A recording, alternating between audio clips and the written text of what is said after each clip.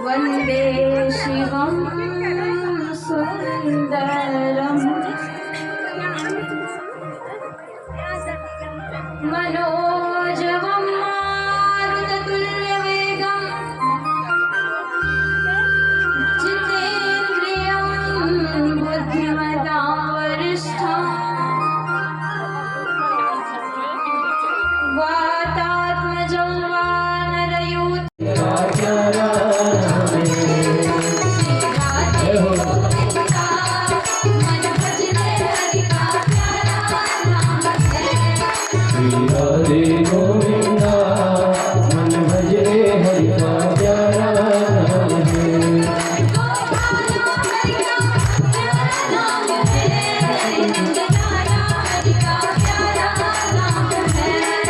गोपाला हरि का प्यारा नाम है, नंदलाला हरि का प्यारा नाम है। गोपाला हरि का प्यारा नाम है, नंदलाला हरि का प्यारा नाम है। गोपाला हरि का प्यारा नाम है, नंदलाला हरि का प्यारा नाम है।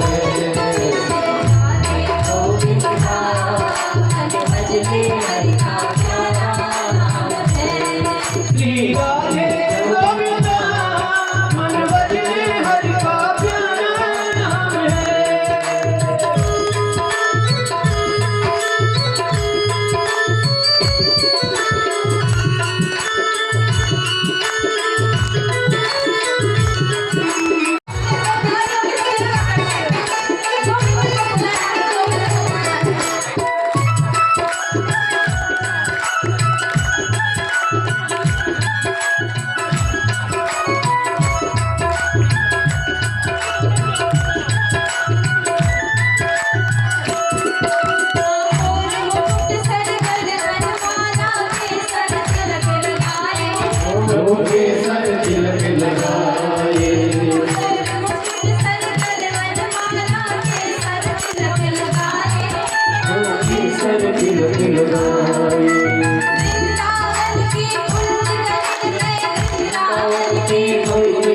है।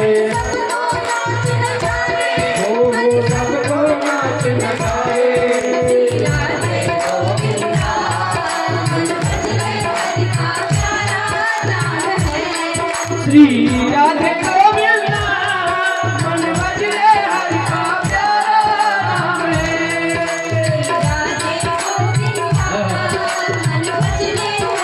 प्यारा नाम है।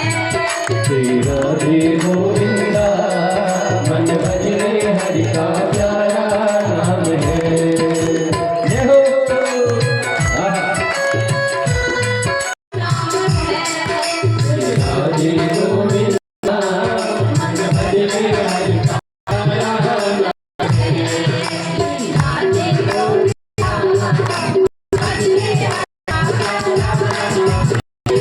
श्री राधे गोविंदा मन भजे हरि का नाम है। राधे गोविंदा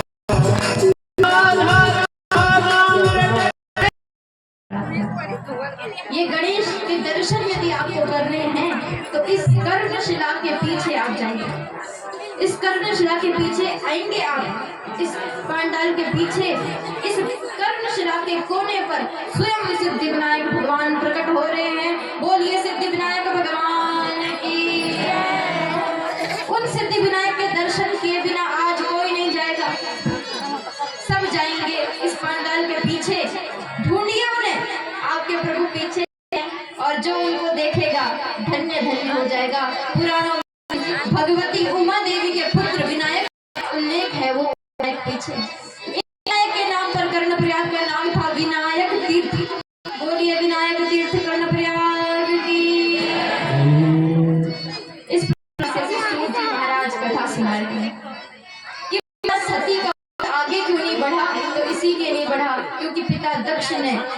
ऐसा अपमान कर दिया कि माता सती ने त्याग कर दिया।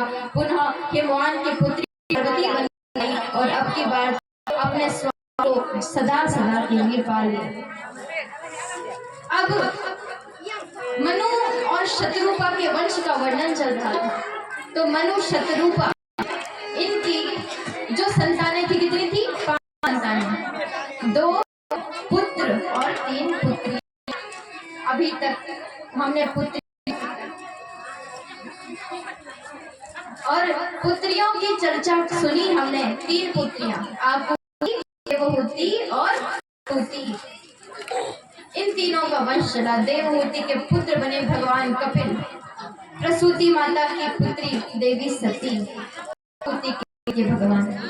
और अब पुत्रों के वंश की चर्चा है। पुत्र उत्तानपाद नाम का, और उत्तानपाद राजा बने हैं धरती पर। उत्तानपाद की 2 पत्नियां सुरुचि और सुनीति। सुरुचि और सुनीति 2 पत्नियां हैं उत्तान के पास। सुनीति माता ने कहा, रो क्यों, क्या हो गई? ध्रुव ने कहा कि आज मुझे माँ ने बहुत डांटा। माँ, मुझे माँ ने कहा कि पिता की गोद तेरे लिए नहीं है, भगवान को प्रसन्न कर ले, तब तुझे भगवान ये जन्म ले करके और वापस नया जन्म देंगे। ध्रुव जी रोने लगे। सुनीति माता के हृदय में बड़ी चोट लगी। क्यों ना हो, सुरुचि अधिक प्रिय है, सुनीति से राजा को प्रेम नहीं है। लेकिन पुत्र तो पुत्र होता है। माँ पुत्र के दुख को देख कर के बहुत दुखी हो गई। लेकिन धन्य है माता सुनीति। इतना सब कुछ होने के बाद भी माता सुनीति अपने पुत्र को क्या उपदेश देती है? माता सुनीति कहती है, मेरे प्यारे ध्रुव, चिंता करने की क्या आवश्यकता है? तुम क्यों अपनी माँ से ऐसा कह रहे हो? माँ के बारे में ऐसा नहीं करते, ऐसा नहीं कहते बेटा। जाओ, क्या करो, तुम्हारी माँ ने सत्य कहा है। जाओ, भगवान नारायण की तपस्या करो, तपस्या करके भगवान नारायण को प्रसन्न कर लो, और प्रसन्न करके उन भगवान से यही वर मांगो कि हे प्रभु, मुझे आप अपनी गोद में बिठाइए। तुम उस भगवान की गोद में बैठो जिसकी गोद में न तुम्हारे पिता बैठे हैं, न तुम्हारे परपिता बैठे हैं, न तुम्हारे पिताओं के भी पिता महाब्रह्मा जी बैठे हैं। गोद ब्रह्मा को नहीं मिली, जिस गोद में बैठने का सौभाग्य सनकादि मुनियों को नहीं मिला, उन भगवान नारायण की गोद में बैठ जाओ। तपस्या करो। और छोटे से ध्रुव जी माँ के चरणों में सिर झुका तपस्या करने चले गए। न माँ को पता है मेरा बेटा कहाँ जा रहा है, न बेटे को पता है कि मुझे जाना कहाँ है।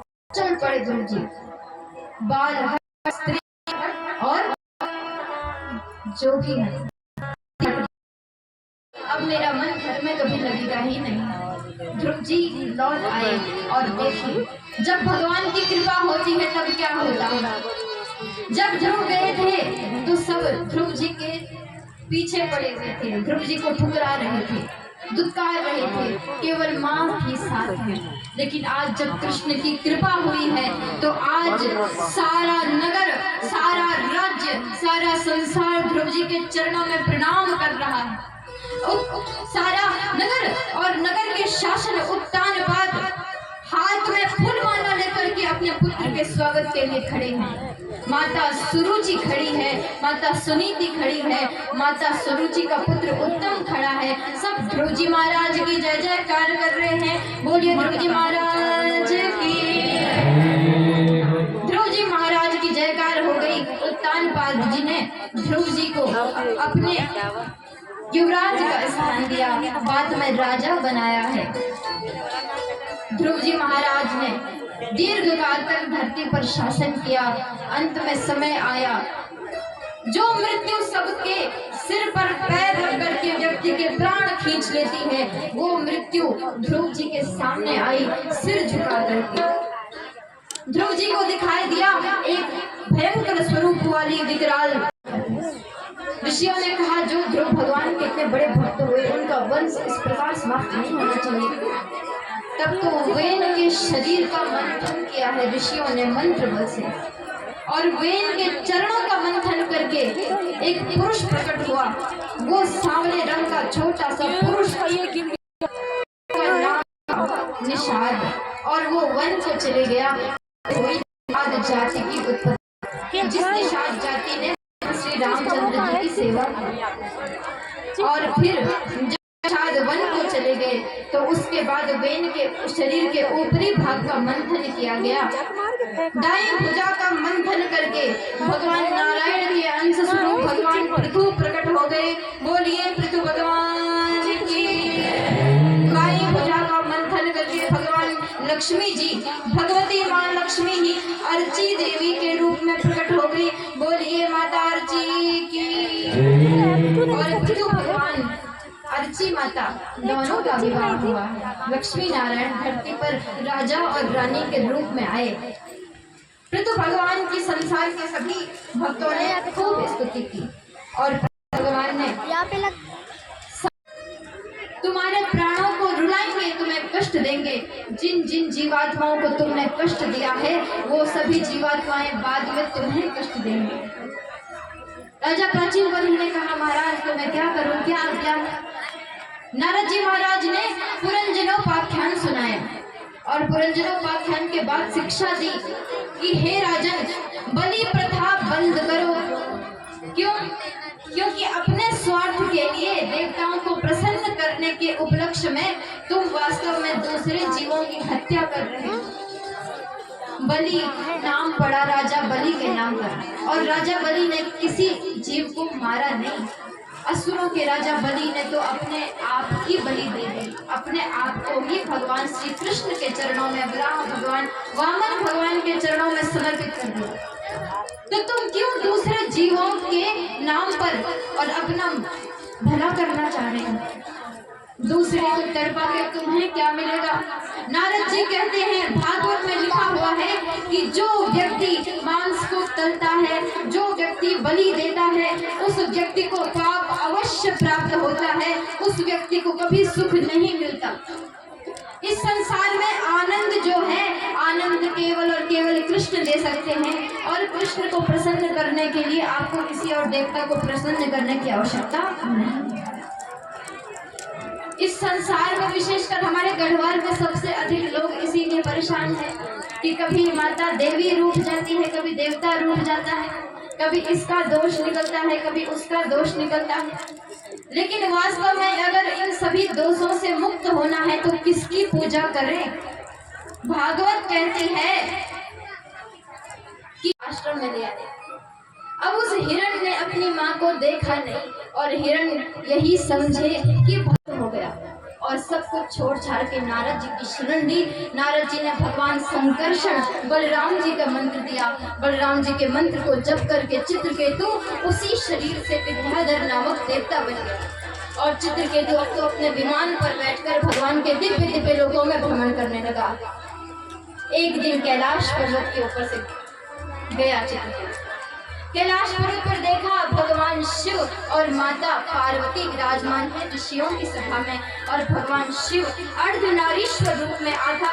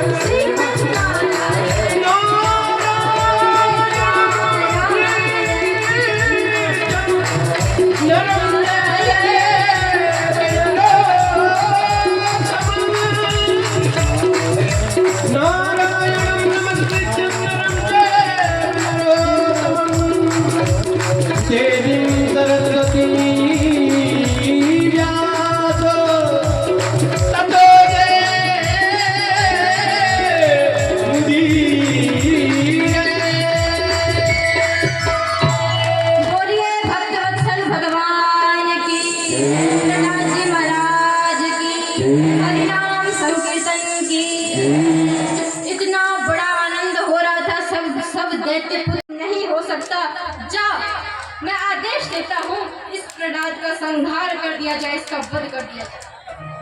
कयाधु मां चरणों में लिपट पड़ी, हे हिरण्यकश्यप, हे जगन्नाथ हिरण्यकश्यप, आप तो बड़े वीर हैं, अपने इस छोटे से पुत्र को क्षमा कर दीजिए, ये क्या बिगाड़ लेगा आपका। हिरण्यकश्यप ने नहीं माना और हिरण्यकश्यप ने प्रहलाद जी को सौंप दिया दैत्यों के पास। उठा कर ले गए दैत्य और एक बड़े विशाल पर्वत की चोटी पर खड़ा कर दिया प्रहलाद जी महाराज को। प्रहलाद जी महाराज को धक्का दे गए पहाड़ से। 7 बरस के पहाड़, 7 वर्ष के प्रहलाद पहाड़ से गिर रहे हैं, आ चुके हैं, नेत्रों से आंसू बह रहे हैं। मेरे जीवन भी तेरे हाथ में, मेरी मृत्यु भी तेरे हाथ में, तुझे बचाना है तो बचा ले, और जैसा भी है मैं जीवन जी रहा हूँ तो भी तुम्हारा हूँ, मर के भी मेरी आत्मा तुम्हारे ही पास आएगी, हे कृष्ण हे गोविंद। और पुकारते पुकारते प्रहलाद जी धरती पर स्पर्श करने वाले थे, उससे पहले चतुर्भुज नारायण प्रकट हो गए और अपनी दोनों भुजाओं में भगवान ने प्रहलाद जी को संभाल लिया। बोलिए भगवान नारायण की। प्रहलाद जी को अपने हृदय से लगा दिया भगवान ने। प्रहलाद जी प्रसन्न हो गए, डूब गए भगवान के भाव में। दैत्यों ने देखा नीचे जाकर के कहाँ गया, तभी देखा प्रहलाद जी तो बैठे हुए हैं सोने के सिंहासन पर। अरे ये सोने का सिंहासन कहाँ से आ गया, ये कैसा है, मरता ही नहीं। पकड़ा इसे और फिर ले चले। और अब की बार हाथियों के बीच में मैदान भरा हुआ है, बड़े भयंकर हाथियों से प्रहलाद जी को गिरा दिया और हाथी प्रहलाद जी को कुचलने के लिए दौड़ पड़े। प्रहलाद जी ने हाथ जोड़ दिए और तभी वो हाथी जो प्रहलाद जी को कुचलने वाले थे प्रहलाद जी के सामने सिर झुका करके खड़े हो गए और प्रहलाद जी के सामने हाथी ने विनायक गणपति गणेश का रूप धारण कर दिया। बोलिए गणेश भगवान की। भगवान के भक्त के सामने झुक गए, सारा संसार नतमस्तक हो गया। उठाकर लेके आए और अब की बार एक ऐसी काल कोठरी में डाल दिया कि 30 दिन तक कुछ खाने के लिए नहीं मिला। सोचा कि जब कोठरी खुलेगी मरा हुआ मिलेगा। अंदर प्रहलाद जी नेत्रों से आंसू बह रहे हैं, माँ कयाधु की याद भी आ रही है। कोई रोटी खिलाने वाला नहीं, कोई पानी पिलाने वाला नहीं, पर मेरा कोई नहीं है, फिर भी मेरे ठाकुर मेरे साथ हैं। मेरी मैया लक्ष्मी जी आएगी, मेरी मैया श्री राधा आएगी और वो मेरे लिए कुछ लेकर अवश्य आएगी। भगवान वैकुंठ धाम में 56 भोग ग्रहण करने वाले थे। भगवान ने देखा प्रहलाद ने कुछ खाया नहीं, भगवान रो पड़े और लक्ष्मी जी ने कहा कि प्रभु आप चिंता मत कीजिए, अरे आपके प्रहलाद को भोजन कराने में स्वयं जाऊंगी। और धरती पर उस काल कोठरी में भगवती लक्ष्मी माँ कयाधु के रूप में 56 भोग लेकर आई, अपने हाथों से प्रहलाद जी को खिलाने लगी। बोलिए लक्ष्मी माता की। लक्ष्मी माता ने एक और प्रहलाद जी के मुख में डाला, हाथ पा करके प्रहलाद जी के शरीर में दिव्य शक्तियां आ गई। द्वार खुला, 30 दिन के बाद देखा तो प्रहलाद जी तो वैसे के वैसे ही है, आनंद में स्वस्थ है। अब की बार उठाया और ऐसी काल कोठरी में डाला जहाँ नाग ही नाग सांप ही सांप है। प्रहलाद जी महाराज गए, डर गए प्रहलाद जी महाराज सांपों को देख करके, हाथ जोड़ लिए, नारायण नारायण नाम का उच्चारण करने लगे। तभी दिव्य चमत्कार हो गया। जितने भी नाग थे वो सभी एक आकार स्वरूप धारण करके अनंत कोटि अनंत शीर्षों वाले, सहस्त्र शीर्षों वाले भगवान अनंत शेषनाग के रूप में प्रकट हो गए। बोलिए शेषनाग भगवान की। और सभी नाग भगवान प्रहलाद जी के ऊपर छत्र छाया करके खड़े हो गए। नागों ने दिव्य रूप धारण करके आशीर्वाद दिया प्रहलाद जी। प्रहलाद जी को कुछ नहीं हुआ। अब की बार प्रहलाद जी को मारने के लिए षड्यंत्र रचा और बुआ होलिका के पास भेज दिया। चिता जलाई गई। होलिका को वरदान था ब्रह्मा जी का कि अग्नि से नहीं जलेगी। होलिका बैठ गई चिता पर, गोद में प्रहलाद को रख कर और आग लगाई गई चिता में। लेकिन जैसे ही भगवान ने देखा कि मेरे भक्त को जलाने का प्रयास हो रहा है, तो जो होलिका चिता में आग लगाने वाली थी वही होलिका जल गई और प्रहलाद जी के लिए अग्नि चंदन के समान शीतल हो गई। बोलिए प्रहलाद जी महाराज की। अब तो प्रहलाद जी महाराज के लिए वो चिता चंदन के समान। हिरण्यकश्यप ने प्रहलाद जी का हाथ पकड़ लिया और हिरण्यकश्यप लेकर आया अपने महल में।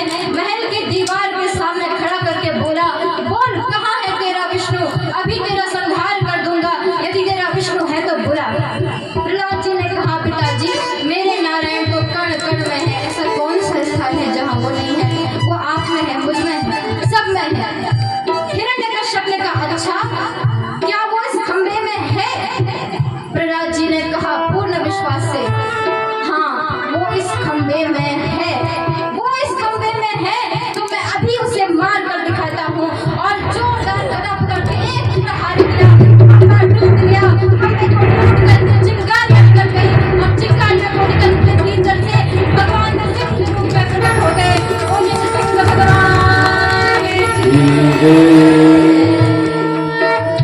कराल दृश्यम करवाल चंचला छुरांत जिह्वा भ्रुकुटी मुखोल्बणा सद्गूर्ध्व कर्णा गिरिकन्दराद्भुता व्यात्तासना संहनुभेद भीषण। बोलिए श्री नरसिंह भगवान की। अपना भयंकर स्वरूप धारण करके प्रहलाद जी के सामने नरसिंह दहाड़ करके खड़े हो गए और नरसिंह ने कहा, कौन है जिसने मेरे भक्त की ऐसी दुर्दशा की, मेरे भक्त को कष्ट दिया। सामने दिखा हिरण्यकश्यप, पकड़ लिया हिरण्यकश्यप के बाल पकड़ कर नीचे पटक दिया। हिरण्यकश्यप को समझ नहीं आया ये कोई पशु है, शरीर है मानव का, सिर है मृगेंद्र का, सिंह का शरीर, बड़े विशाल नेत्र हैं, नेत्र से अंगार बरस रहे हैं, बड़ी बड़ी दाढ़ें हैं और मुख से लपलपाती हुई जिह्वा। इस प्रकार से उग्र नरसिंह का दर्शन करके हिरण्यकश्यप के प्राण सूखने लगे। प्रहलाद जी आनंद पाने लगे, हाथ जोड़कर खड़े हो गए। श्री नरसिंह भगवान ने हिरण्यकश्यप का हाथ पकड़कर खींच करके द्वार पर ले गए, द्वार पर अपनी जंघा पर लिटा दिया। बोला, मूर्ख देख कौन सा समय है, इस समय ये न सूर्योदय का समय, न सूर्यास्त का संध्या का समय है, न तू अंदर है न बाहर है, मेरी जंघा पर है, न ऊपर है न नीचे है तो बीच में है, न अंदर है न बाहर है तो दहलीज पर है, न 12 महीनों में से किसी महीने में है तू। अभी पुरुषोत्तम मास चल रहा है, मलमास का समय है, ये मास मैंने तेरे लिए बनाया है। तुझे मैं ब्रह्मा जी की सृष्टि का जीव नहीं हूँ जो तुझे मारूंगा, बल्कि ब्रह्मा मेरी सृष्टि का जीव है। अस्त्र शस्त्र की आवश्यकता नहीं, तुझे मारने के लिए अपने भीतर भयंकर नखों को लेकर आया हूँ और अब तेरा संहार कर दूंगा। भगवान ने अपने विशाल नखों से हिरण्यकश्यप का वक्ष विदीर्ण कर दिया। बोलिए भगवान नरसिंह की। नरसिंह भगवान ने हिरण्यकश्यप का वक्ष विदीर्ण कर दिया, जैसे कोई चटाई को चीर देता है ऐसे वक्ष को चीर करके फेंक दिया। इतने उग्र हो गए भगवान नरसिंह और हिरण्यकश्यप की आंतों की माला बनाकर कंठ में डाल दी। भगवान ने नाम पड़ गया अंतर्मान।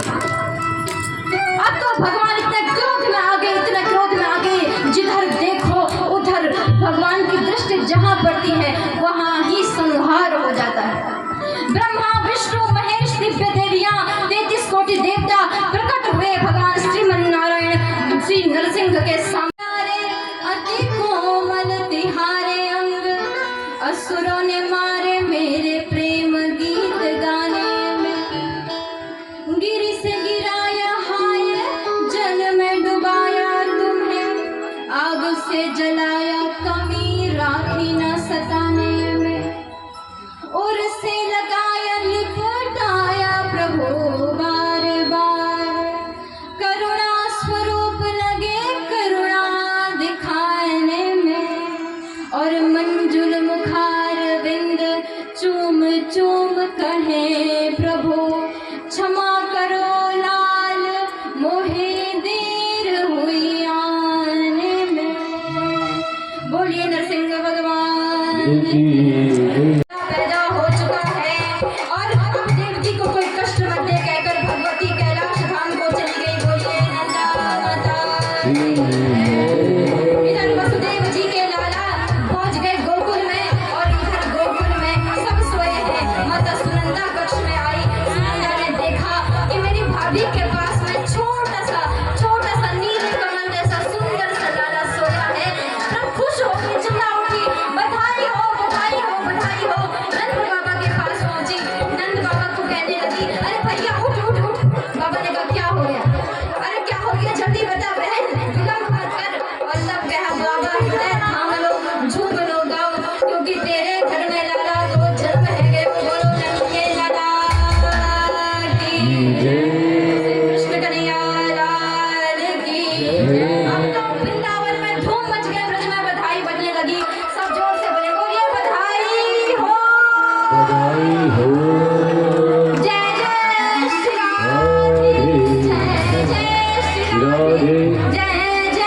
राधे श्याम। आइए स्वागत कीजिए कृष्ण का। स्वागतम कृष्ण शरणागतम कृष्ण स्वागतम शरणागतम कृष्ण स्वागतम कृष्ण शरणागतम कृष्ण स्वागतम जरा इन लोगों को साइड करवा दो, कुछ सुनाई नहीं दे रहा है। भैया आप लोग जरा पीछे हो जाओ, अपने कैमरे में साइड से करो। स्वागतम कृष्ण हरिनागतम कृष्ण स्वागतम कृष्ण शरणागतम कृष्ण स्वागतम सुस्वागतम शरणागतम कृष्ण स्वागतम सुस्वागतम शरणागतम कृष्ण स्वागतम कृष्ण शरणागतम कृष्ण स्वागतम कृष्ण शरणागतम कृष्ण स्वागतम सुस्वागतम शरणागतम कृष्ण स्वागतम सुस्वागतम शरणागतम कृष्ण स्वागतम कृष्ण स्वागतम कृष्ण शरणागतम कृष्ण स्वागतम कृष्ण शरणागतम कृष्ण स्वागतम कृष्ण शरणागतम कृष्ण लेके तो हाथी घोड़ा तो पालकी तो हाथी घोड़ा को पाल के तो हाथी घोड़ा को पाल के चूड़ी दियो सोनी दियो बिंदी दियो भाल के चूड़ी दियो सोनी दियो बिंदी दियो भाल के चूड़ी दियो सोनी दियो गोरी ब्याई हाल के चूड़ी दियो सोनी दियो गोरी ब्याई हाल के हे कंगी दियो दियो गोरी ब्याई हाल के ओ कंगी दियो गोरी ब्याई हाल के नंदी घरा नंदे भयो ये कन्हैया लाल की ओ नंदी घरा नंदे भयो ये कन्हैया लाल की। अच्छा अब सब लोग नाचेंगे, ठाकुर जी को आप आगे लाओ महाराज। सारे लोग नाचेंगे, कोई भी नीचे बैठा नहीं रहेगा भाई। अब देखो जब नाचने की बारी आई तो नीचे बैठ गए। आराम से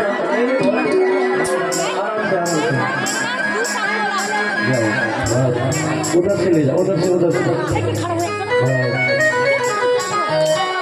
अरे भले बोले माँ देवता भया देना अरे भले जन्म लेना छल वाले। बताओ सबने मोबाइल निकाल दिए हैं। जरा नीचे बैठो, जो आगे लोग आगे वाले नीचे बैठ जाओ। या तो नाचना पड़ेगा या तो भैया नाचना पड़ेगा और या तो फिर नीचे बैठना पड़ेगा। अरे बोले गोकुले माँ देवता भया